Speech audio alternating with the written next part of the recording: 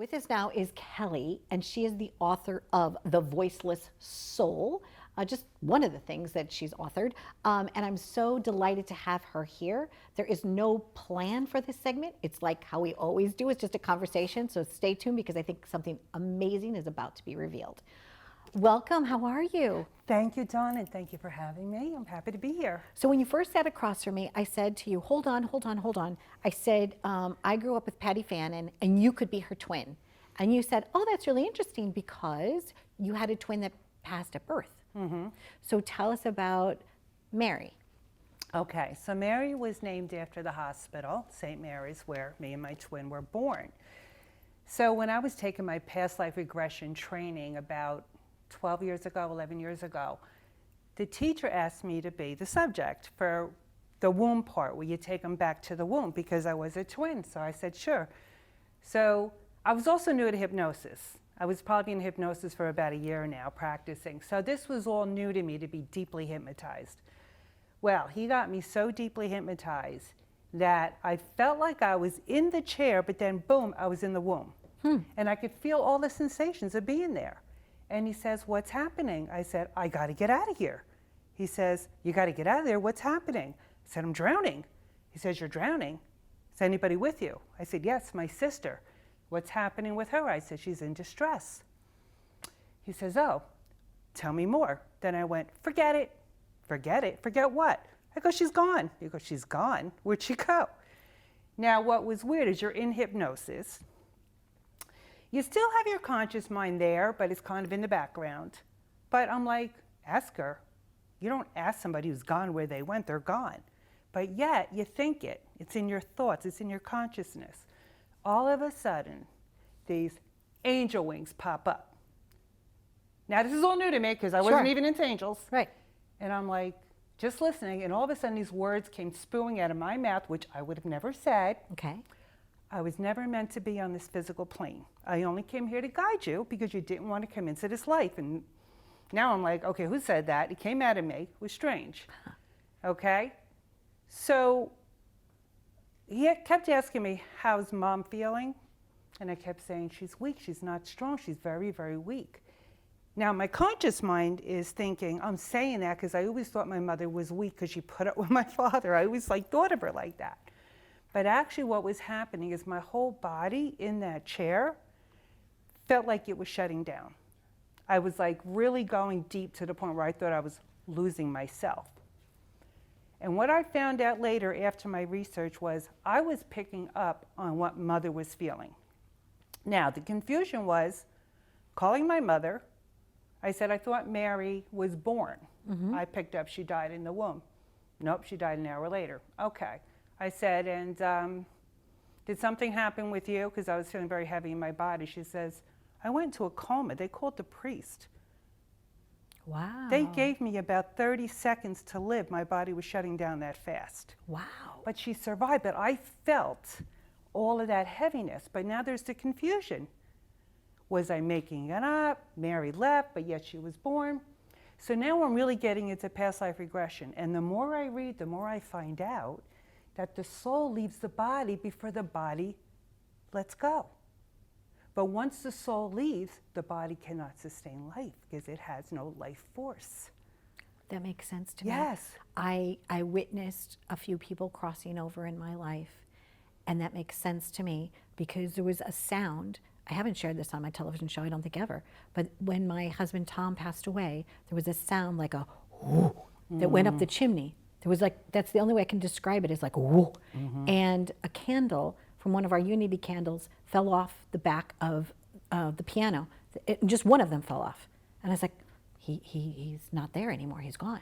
Wow. Sure enough, and then I called and I went and checked on him, and you know, I sense what you're saying, and I'm brave enough now to share that story, and that's just one of the many stories. That's right. So this book is what, Kelly? What is this book? It's The Voiceless Soul. So even going back to that story, there was a lot of chaos in that room. So in my work, in past life, in inner child work, deep, deep shadow work, they call getting really into the root cause of things, people were going back to the womb. Okay. With what they were feeling now, where it all started. And I started thinking about my feeling of being in the womb, abandoned by my sister, and then feeling about to be abandoned by mom, and then being born and all the confusion of my sister dying. This is all energy. This energy is getting into my soul. Yes. And I'm living with this now. So what happens later in life? Now I'm following a theme of loneliness and abandonment. So throughout that book are letters from the voiceless soul, including me as a newborn. Kelly, this is fantastic. So you put this together, I guess change some of the names to protect the innocent. Well, there really are no got names permission, except me. Okay, good, okay. And so this is a guide to help people find their voice? Find their voice, but you know, we always talk about finding our voice, but here's where we go wrong. Okay. We're trying to do it from an intellectual, analytical mind. We can't do it that way. Because the voiceless soul is the part of you that didn't get a chance to voice their feelings. So you are trying to voice it for them. But that's you in your adult mind. What about the child consciousness that's still trapped in the space and time of some emotional crisis? That's still living inside of you as an energetic force.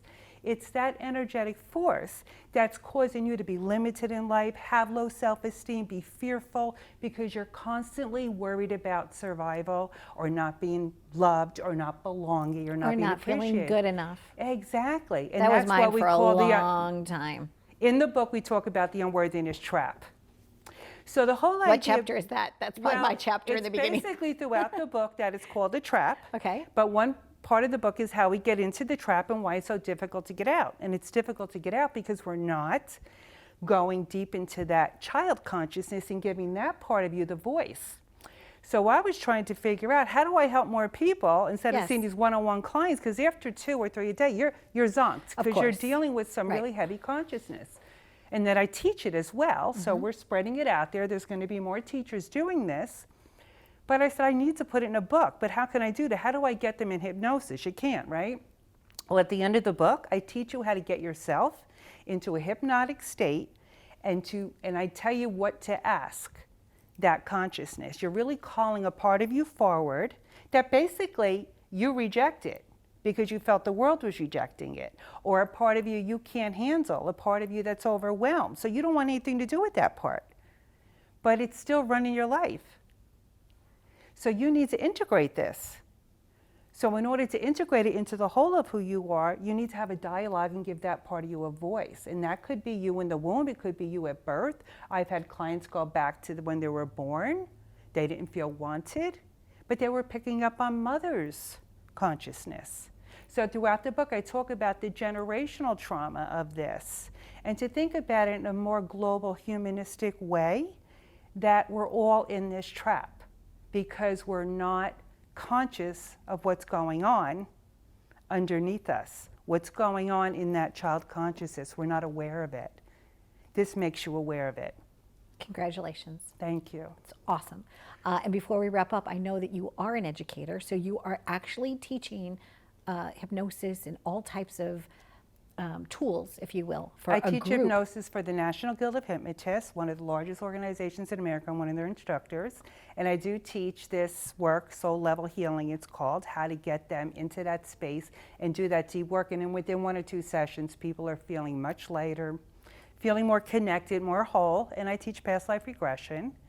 So these are all the tools I think we need to get. You need to really be out of that ego state. You need to be out of that analytical mind in order for healing to take place. Otherwise, there are too many defenses up, and that's why you don't get where you need to go. It makes sense to me, and I know it's going to make sense to a lot of our audience. And before we go, because I'm curious, I'm always curious, right?